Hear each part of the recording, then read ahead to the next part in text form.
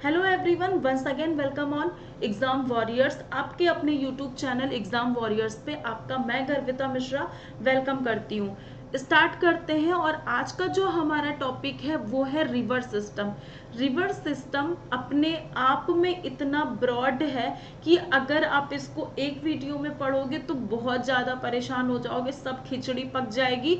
और हमें river system में पूरी तरीके से परफेक्ट होना है कि आपका चाहे वो टेट के एग्जाम में क्वेश्चन आए, सी टेट के एग्जाम में आए, केवीएस के एग्जाम में आए, सुपर टेट के एग्जाम में आए, DSSB के एग्जाम में आए, पेट के एग्जाम में आए, या फिर कोई भी वनडे एग्जाम, किसी भी एग्जाम में रिवर सिस्टम से क्वेश्चन आए, आपका क्वेश्चन छूटना नहीं चाहिए। तो हम लोग आगे पढ़ते हैं। और आज हम लोग क्या पढ़ेंगे?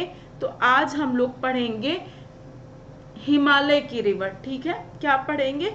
हिमालय। चारों तरफ क्या दिख रहा है आपको? बर्फ की चादर दिख रही है, पूरा बर्फ ही बर्फ है चारों तरफ। और वहां से ये पानी बह रहा है। जरा इस पानी में खड़े होके दिखाना, मजा आएगा।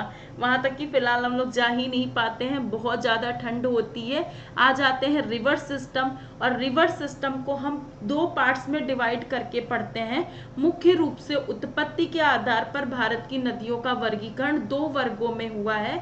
एक आपकी होती हिमालय की नदियां, जिनको आप उत्तर भारत की भी नदियां कह सकते हो। क्यों कह सकते हैं वो आगे बताएंगे। इन्हें आप उत्तर भारत की नदियां भी कह सकते हो। और दूसरी होती हैं आपकी प्रायद्वीपीय नदियां, या फिर इन्हें आप साउथ की रिवर भी कह सकते हो। आगे देख लेते हैं हिमालय की नदियों की विशेषता क्या होती है। बेटा आपने देखा हिमालय चारों तरफ बर्फ की चादर थी, तो हिमालय की अधिकतर नदियां सदा नीरा होती हैं। क्यों इन्हें सदा नीरा कहते हैं? क्योंकि इन नदियों में हमेशा पानी रहता है। इन नदियों में हमेशा पानी रहता है। अब ये बताओ, इन नदियों हमेशा पानी क्यों रहेगा? ये गर्मी के मौसम में सूखती क्यों नहीं है? क्योंकि इनकी उत्पत्ति कहाँ से हुई है? ग्लेशियर से हुई है। इनकी उत्पत्ति ग्लेशियर से हुई है। और जब गर्मी बढ़ती है तो ग्लेशियर पिघलते हैं, तब इन नदियों में पानी आता है। तो एक तो रीजन ये हो गया, जब ग्लेशियर पिघलेंगे तब इन नदियों में पानी आएगा। और उसके बाद में जब मानसून आएगा, मानसून के समय भी इनमें पानी होता है। तो एक तो गर्मी में भी हो गया, बरसात का पानी हो गया। जबकि आप दक्षिण भारत की नदियां जब पढ़ोगे तो उसमें हिमालय की तरह ग्लेशियर से पानी नहीं आता है, इसलिए वो एक मौसम में आने पर सूख जाती हैं या फिर पानी कम हो जाता है। अधिकतर नदियां सदा नीरा या बारहमासी होती हैं। इनका स्रोत प्रायः ग्लेशियर होता है, इसलिए इसमें हमेशा पानी रहता है। बर्फ के पिघलने से साल भर जलापूर्ति रहती है। और दोबारा जब दक्षिण पश्चिम का मानसून आता है, इसके कारण भी इनमें पानी रहता है।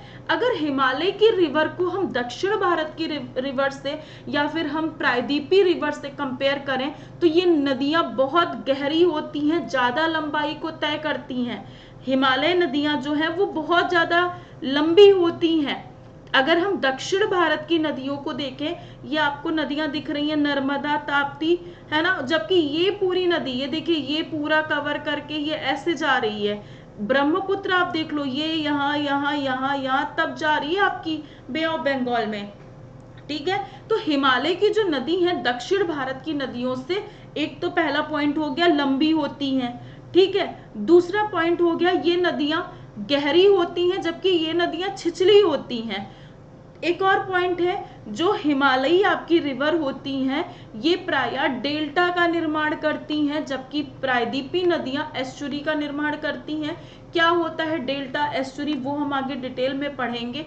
अभी आप डेल्टा समझ लीजिए, जब नदियां ये ऊपर से आती हैं तो अपने साथ बहुत सारे अवसाद बहा के लाएंगी।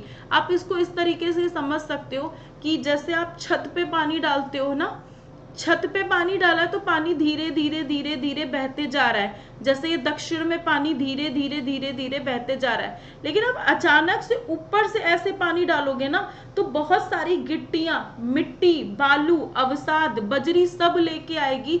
इसलिए कहा जाता है कि जो ये हिमालयी रिवर होती हैं ये डेल्टा का निर्माण करती हैं, जबकि दक्षिण भारत की रिवर डेल्टा ना बना के एस्चुरी बनाती हैं। एस्चुरी क्या होता है? जब नदियों का मीठा पानी या फिर नदियों का साफ वाटर और समुद्र का खारा पानी आपस में मिलता है तो यहाँ पे एस्चुरी का निर्माण होता है और ये बायोडाइवर्सिटी की वजह से भी बहुत सही है प्लेस। और रामसर सम्मेलन में मैंने पढ़ाया भी है, एस्चुरी को भी इसमें संरक्षित किया जाता है, रामसर में सम्मिलित किया जाता है। अब हम देख लेते हैं हिमालय की प्रमुख नदियां। तो हमें 3 प्रमुख नदियां पढ़नी है। कौन कौन सी? एक तो सिंधु नदी मेन आपको पढ़नी है, दूसरी आपको पढ़नी है सिंधु नदी, गंगा नदी भी पढ़नी है। ये हिमालय की पार की अगर नदियों की बात करें, सिंधु नदी, ब्रह्मपुत्र नदी, अभी आप इसको ब्रह्मपुत्र के नाम से ही जानिए, ब्रह्मपुत्र नदी। और तीसरी आपकी हो जाएगी ये आपकी ब्रह्मपुत्र, सिंधु, सतलज नदी भी थोड़ा सा हमें पढ़ना पड़ेगा, हिमालय की पार की नदियों में है, और गंगा। ठीक है, इतनी तो आपको पहले पढ़नी ही है। तो आज हम लोग पहले सिंधु नदी को स्टार्ट करते हैं। ये आपको यहां से दिख रही है, ये इस तरीके से जा रही है और ये इंडस रिवर ये पाकिस्तान पहुंच के कहाँ मिल जाती है? अरेबियन सी में मिल जाती है। तो सिंधु भारत का नाम किसके नाम पर आपको पता होगा? सबसे प्राचीन रिवर है। क्यों हम इसको प्राचीन रिवर मान सकते हैं? पौराणिक रिवर इसको क्यों कह सकते हैं? क्योंकि जो हमारी सिंधु घाटी की सभ्यता थी, कौन सी नदी के किनारे स्थित है? Indus Valley civilisation Sindhu river के ही किनारे स्थित है। तो ऐसा माना जाता है सिंधु रिवर पौराणिक रिवर है, सबसे पुरानी रिवर है। पहला पॉइंट ये हो गया। अच्छा, आप जब सिंधु देख रहे हो, ये यहां से कुछ सिंधु ऐसे चली है ना, इंडस रिवर इधर लद्दाख गई और लद्दाख से फिर पाकिस्तान होते होते ये आपकी अरेबियन सी में चली जाती है। जब ये एक तो पहला पॉइंट बता दिया ना मैंने, पौराणिक किधर जाएगी? बे ऑफ बंगाल में या अरेबियन सी में? तो इधर बेटा अरेबियन सी है, तो ये अरेबियन सी में जाएगी, बे ऑफ बंगाल में नहीं जाएगी। एक पॉइंट आपको ये याद रखना है। दूसरा पॉइंट याद रखना है, ये हमारा भारत है, भारत के ऊपर क्या है? चीन है, तिब्बत है, यहाँ पे चीन है ना, ये आपका भारत हो गया और ये आपका पाकिस्तान हो गया। दूसरा इंपॉर्टेंट क्वेश्चन हो गया, सिंधु नदी कितने देशों को स्पर्श करती है? 3 देशों को ये स्पर्श करते हुए, हालांकि भारत में ये बहुत कम है, भारत में सिंधु नदी का विस्तार बहुत कम है। मेन तो ये पाकिस्तान की प्रमुख नदी है, नेशनल रिवर है पाकिस्तान की, तो सिंधु नदी का विस्तार सबसे ज्यादा पाकिस्तान में है, लेकिन 3 देशों को ये स्पर्श करती है। ठीक है, ये समझ में आ गया। ऐसा माना जाता है सिंधु से ही सिंधु हिंदू हिंदुस्तान बना है। ठीक, ये बात भी समझ में आ गई। आपको कमेंट बॉक्स में पहले वीडियो को रोकिए और बताइए विश्व की सबसे लंबी नदी कौन सी है? और अफवाह की ये हो गई आपकी longest river of the world. Longest river आपकी कौन सी है? वर्ल्ड में बतानी है। और लार्जेस्ट रिवर कौन सी है वर्ल्ड में? अफवाह की दृष्टि से सबसे बड़ी रिवर कौन है? कमेंट बॉक्स में बताइए। तो कौन कौन देशों से सिंधु की सीमा स्पर्श करती है? 3 देशों से। 3 देश कौन कौन से? अभी आपने देखा, एक तो आपका तिब्बत चीन हो जाएगा, चीन से सिंधु की सीमा स्पर्श करती है। इसके अलावा भारत से स्पर्श करती है और पाकिस्तान से स्पर्श करती है। अच्छा, यहीं से याद रखिएगा, 3 से 3 तो आपको याद ही रहेगा ना। अगर आपसे सिंधु की लंबाई पूछ ली जाए, सिंधु नदी टोटल कितनी लंबी है, तो बहुत आसान है इसको याद करना। इसकी लंबाई 3000 ही समथिंग जाएगी। इसकी लंबाई कितनी है? तो इसकी लंबाई भी, क्योंकि ये 3 देशों से स्पर्श करती है, आप बस लिख दीजिएगा 3000 समथिंग। और एग्जैक्ट अगर बोला जाए 3180 किलोमीटर किसकी लंबाई है? सिंधु की लंबाई है। 3 देश से 3000, आप 3000 के नियरेस्ट ऑप्शन आए आप लगा देना, वैसे एग्जैक्ट है 3180 किलोमीटर। ठीक, बस नेशनल रिवर है कहाँ की? पाकिस्तान की, पाकिस्तान की प्रमुख नदी है। और एक सिंधु जल समझौता हुआ था, वो आपको बताना है, सिंधु जल समझौता, क्योंकि ये ऑलरेडी ये सारे पॉइंट मैं बता चुकी हूँ आप लोगों को। नहीं अगर समझ में आएगा कि सिंधु जल समझौता क्या हुआ, आप कमेंट बॉक्स में करिएगा।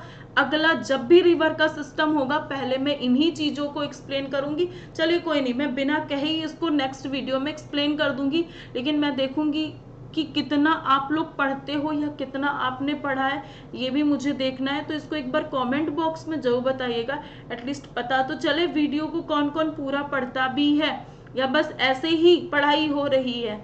ठीक है, आगे कर लेते हैं।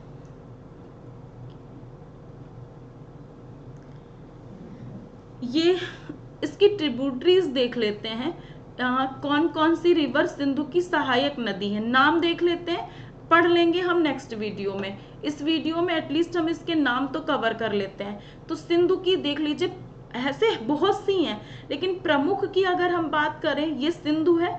यहां पर आपको सतलज दिख रहा है, सतलज कहां से, भारत के बाहर से ही, है ना। ये वाली रिवर कौन सी है, एक ये हो गई, ये हो गई सतलज, दूसरी हो गई व्यास। हाँ, आई थिंक मैप में कुछ गड़बड़ है क्या, क्योंकि व्यास की ओरिजिन तो भारत में ही है और भारत में ही विलुप्त हो जाती है। इन्होंने कोई ऐसी रिवर नहीं दिखाई है जिसकी ओरिजिन भारत में है। इस साइड में हम देख लेते हैं बेटा, आई थिंक इस मैप में थोड़ा सा इन्होंने गड़बड़ किया है। तो ये है आपकी व्यास रिवर, यहाँ पे नहीं बनाया इन्होंने, ये है आपकी व्यास रिवर। ये देखिए, भारत में ही निकलती है, भारत में ही विलीन हो जाती है। सतलज भारत के बाहर निकलती है और जाके सिंधु में मिल जाती है। रावी, झेलम और चिनाब, ये सारी सिंधु की सहायक नदियां हो गई हैं। और सिंधु की सहायक नदियां हम पढ़ेंगे नेक्स्ट वीडियो में, वरना वीडियो बहुत लंबा हो जाएगा। तो एक बार हम लोग पढ़ लेते हैं क्या क्या हमने पढ़ा, एक बार फटाफट से रिवाइज कर लेते हैं। हम लोगों ने पढ़ा, भारत की जो सबसे पौराणिक नदी मानी जाती है, जिसके नाम पर भारत का नाम पड़ा, कौन सी है, सिंधु नदी है। भारत के पार कहाँ से इसका उद्गम है, सिंधु का उद्गम कहाँ से है, तो मानसरोवर झील के पास सिंधु का उद्गम है। तिब्बत में मानसरोवर झील के पास इसका उद्गम है। इसकी 5 प्रमुख सहायक नदियां हैं। लंबाई की बात की जाए तो 3 देशों से इसकी सीमाएं स्पर्श करती हैं, तो 3180 इसकी लंबाई है। लॉन्गेस्ट रिवर आपने बताया नहीं अभी तक की, कमेंट बॉक्स में मैं ही बताए दे रही हूँ। लॉन्गेस्ट रिवर आए तो आपकी नील नदी होगी वर्ल्ड में, और लार्जेस्ट रिवर आए तो आपकी अमेजन नदी होगी। ठीक है, अब आप सिंधु जल समझौता तो एटलीस्ट लिखिएगा ही, और इसके आगे जो इसकी 5 ट्रिब्यूटरीज हैं, सतलज, व्यास, रावी, चिनाब और झेलम, उसको हम डिस्कस करेंगे नेक्स्ट वीडियो में। अगर वीडियो अच्छा लगा हो तो लाइक, शेयर और सब्सक्राइब जरूर कीजिएगा, और वीडियो को ज़्यादा से ज़्यादा शेयर कर दीजिएगा। जब एक बार रिवर को मैं मैप से कंप्लीट करवा दूंगी तो मैं उसके बाद में कुछ इंपॉर्टेंट फैक्ट आपको दे दूंगी, वैसे बताती हूँ, तब भी आप फैक्ट लिख सकते हो। लास्ट वाले वीडियो में मैं जितने भी रिवर से फैक्ट्स होंगे वो सारे आपको प्रोवाइड करवा दूंगी। तो मिलते हैं हम लोग नेक्स्ट वीडियो में, तब तक के लिए पढ़ाई करते रहिए। Thanks for watching my video, thank you.